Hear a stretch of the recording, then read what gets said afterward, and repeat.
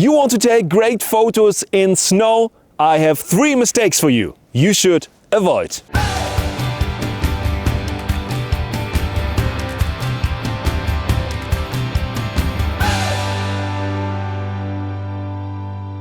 Maybe you live in a place where it's very, very cold and you want to take awesome photos outside during cold weather. And there's the first mistake you maybe already recognized. Maybe you have taken some photos and you have like 30% of your battery left. And then suddenly, out of nowhere, you have like 0 battery dead. So that's because of the temperature. You want to change the battery and then the next battery is also dead. That's what happened to me already. So what I can recommend you is always to keep your batteries in a very warm place. Like for example, your pockets of your pants or inside of your jacket, so where you have some warm temperatures.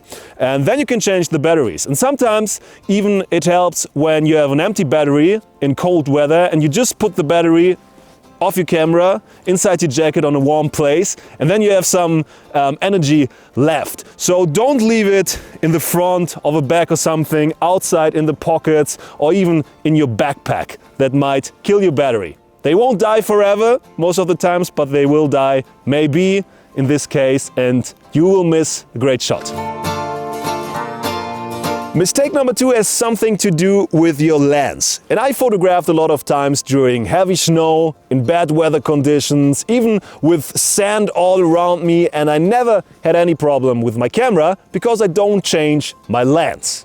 But when you change your lens in cold weather conditions or even when it's snowing from the top, you might get some problems inside of your camera because moisture stays inside when you put your lens back on. It's like a seal. When the lens is on, everything is sealed. You don't even need a Pentax or something. Also with the Sony, I never had any problems.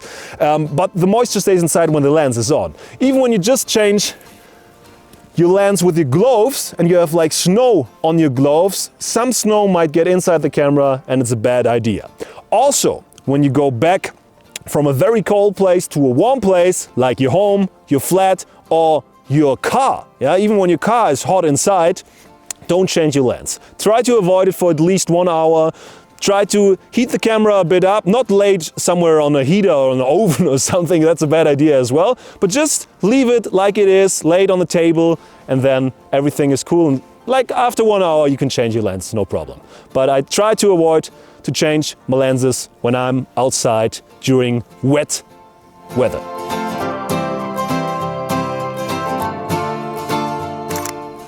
Mistake number 3 has something to do with the metering in your camera. When you have a bright spot, like snow is usually very bright, your camera thinks it's too bright and it will underexpose the shot in most of the situations. So what I would recommend you is to use manual mode. That's what I would recommend you all of the time.